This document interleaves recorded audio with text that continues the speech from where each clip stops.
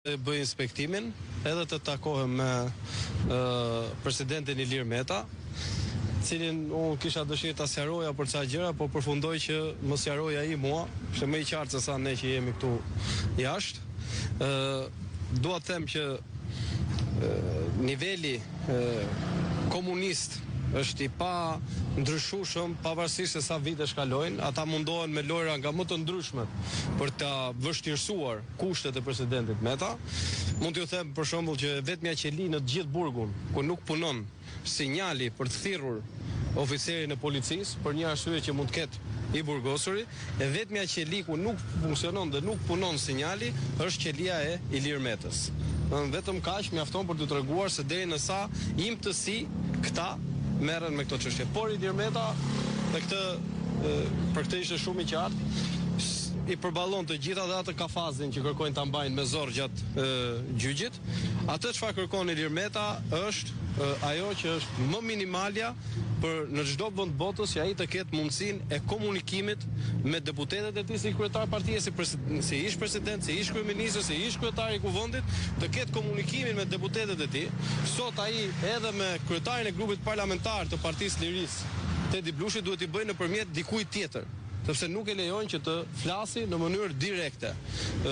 Mund t'ju them një gjë që është edhe personale, prej 19 muajsh Ilir Meta nuk takon prindërit e tij që janë të smur, sepse këtu çdo gjë bëhet me një listë që është shtet e kufizuar, se ndërkohë atij duhet që të vënë listë edhe avokatin, edhe deputetët për të informuar, edhe për të bërë aksionin politik dhe gjithçka tjetër. Dhe vetmja gjë që ai kërkon është që seancat të jenë publike, që qytetarët të dëgjojnë që ku i paska vjedhur Ilir Meta, qoftë edhe 1 cent të shtetit shqiptar. Dhe këtë ai kërkon që të jetë publike. Tani një njeri që ka probleme me ligjin, e vetmja gjë që nuk kërkon është të jenë seancat publike, i kërkon të fsheta. Dhe prandaj qeveria po bën çmos, Edi Rama po bën çmos, që seancat gjyqësore të jenë fsheta. Jo vetëm kaq, por është i vetmi rast. Po ju kujtoj këtu Navalin. Navalit ju dha mundësia të jepte intervistë në burg në Siberi. Ju dha mundësia të jepte intervistë. Ilir Metës nuk i jepet kjo mundësi. Është rast unikal në botë. Rast unikal. Navali në Rusi, atë që na flasin këto për diktaturën e për këto, Navalit ju dha mundësia për dënë intervistë. Ilir Metës nuk i jepet mundësia për dënë intervistë. Dhe kërkon intervistet me gazetarët, të cilët janë të regjistruar, që gjithë secili të ketë mundësinë të dëgjoj se çfarë po ndodh. Por pushteti, për shkak se nuk kanë gjetur, dhe këtë ju a jap me garanci, përveç shpifjeve, për çështje që janë gjykuar jo vetëm në Shqipëri, po dhe në arenën ndërkombëtare, siç ishte ajo e Qes Dias, e rikthejnë me ca pretendime të disa njerëzve kot, të cilët vetë kanë qenë pjesë në ato struktura dhe kur nuk e kanë përmendur emrin e Ilir Metës. Dhe sot ky njeri mbetet aty, në shkeljet ligjit, në shkeljet gjitha afateve, dhe vetmja gjë që kërkon ai është transparenca me qytetarët. Transparenca që qytetarët ta dinë se për çfarë është këtu, se nuk është këtu për vjedhje, është këtu për denoncimin e aferave korruptive të Edi Ramës. Siç shumë qytetarë po e vuajnë sot edhe në Kurriz, siç keni parë qytetarë që protestojnë, por sot është dhe Ilir Meta, i cili ndodhet prej gati 19 muajsh, gati 2 vite, bën gati 2 vjet që Ilir Meta, presidenti i Republikës, kryetari i kuvendit dhe kryeministri i vendit, ndodhet në paraburgim, pa as edhe një akuzë. Sa i takon shfaqjes tij pas 19 muajsh për të parë publik, në seancën e pakditëve më parë pati një reagim shumë fort të opinionit publik për mënyrën e trajtimit, por edhe në ato çfarë dukej Meta fizikisht. A i kishte ndjekur këto qëndrime dhe reagime, dhe nëse po, a kishte një qëndrim zoti Meta? Zoti Meta i kanë ndjekur gjitha reagimet. Mund të them që është në top form për betejën. Këta mundohet që ta godasin me kurthe nga më të shëmtuarat, nga më të voglat, në kuptimin me lëvizje siç është kjo. Ju thashë, nuk ka mundësi që gjithë ky burg vetëm në një qeli mos të punojë sinjali për thirrur dikë për një çështje që duhet një gjë apo tjetër. E vetmja gjë që mund t'ju them në këtë aspekt është që ai i ndjek gjitha, është super i qartë për çdo gjë.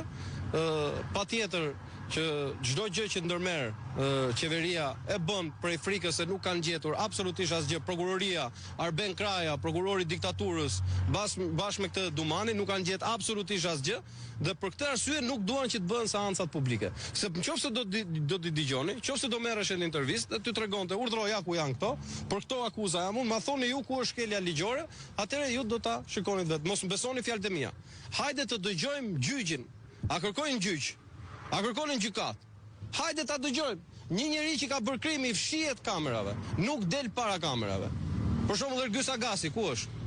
E gjeni dot ju? Jo, pse? Se i fshihet kamerave.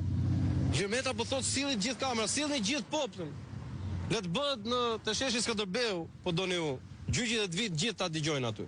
Dhe të shikojnë provat, çfarë provash kanë, a kanë një fakt apo jo përveç se manipulimeve dhe akuzave. Po i them çështje që janë të hetuara në gjykata ndërkombëtare. Gjykata ndërkombëtare. Edhe vjen tani prokurori i komunizmit Arben Kraja, po e di unë se si bëhet drejtësia. Dhe ja çfarë drejtësia është kjo pa prova pa. Zoti Balliu, ju thatë që keni bërë inspektime në gjithë burgun vetëm te Qelia e Ilirmetës. Jo, te Qelia e Ilirmetës nuk më lanë. Më lanë se si duket ka qenë kjo. Po keni bërë inspektim në burg. Përveç atyre çfarë u thot zoti Meta, të burgosërit e tjerë, të paraburgosërit e tjerë, a kanë trajtim të njëjtë, a vuajnë edhe të burgosërit e tjerë apo vuajnë vetëm Ilir Meta në burg? Shikoj, falenderoj shumë për pyetjen. E vërteta është që ky burg, për këtë që është këtu, për këtë funksion, është një burg shumë i vogël. Nuk i ka kushtet ky burg për të bërë këtë, për të kryer dënimin në kushtet që duhet. Për pos fakti që këtu keni parasysh para burgimi, ta janë njerëz që presupozohen të pafajshëm, që u hiqet liria, por mund të jenë të pafajshëm. Dhe normalisht duhet kishin kushte shumë herë më të mira dhe shumë herë të ishin më të lirë se sa në kondita të tjera. Pra, në këtë vet burgu nuk i ka kushtet. Nuk i kanë kushtet as të burgosurit, nuk i kanë kushtet as vetë ata që punojnë aty, nuk i kanë kushtet ashtu siç duhet. Pra në këtë aspekt kushtet e burgut nuk ishin në nivelet dhe standardet që duhen. Kërkova të shikoja për shembull bibliotekën, se ku ishte dhe më treguan një komodinë me 30 libra. Ndërkohë që këtu janë 400 e sa të paraburgosur. Dhe libraria që kishin këta ishte me 30 libra. Sa i thash do të vi, do të ndërmarr një nism që këto të bën biblioteka të vërteta, siç janë gjithë botën ose këtu. Aq më tepër në këto raste, pra në këtë aspekt kushtet nuk kanë qenë të mira. Unë besoj që do nis një tur për të parë kushte edhe në përburgje të tjera, por është absurde që 68% sot e popullatës së burgjeve është në paraburgim. Është e tmerrshme. Është e tmerrshme. Kjo tregon degradim, se po flasim për njerëz të cilët njihen publikisht, po ju keni sot 5 të arrestuarit nga protesta janë paraburgim. Për çfarë arsye mbahen në paraburgim ata? Keni 68% të popullatës të burgjeve që prezumohet të pafajshme janë para burgim, si janë me vendim, nuk janë fajtorë, zotëri, nuk i ka shpallë gjykata fajtorë dhe ndërkohë rrinë aty me muaj me vite. Unë njoh raste konkrete, 18 vjeçar, të cilët për 2 cigara hashash janë mbajtur një vit e gjysmë në para burgim dhe në fund kanë dalë pafajshëm. Po kush janë këta që të heqin një vit e gjysmë jetë? Është e tmerrshme. Dhe aq më tepër me kushte që nuk janë. Po kushte ja ku e keni murin? Nga aty hyn familjarët. Çfarë kushtesh janë ata? Ja ku e keni godinën e vjetër? Çfarë kushtesh janë ata? Faleminderit.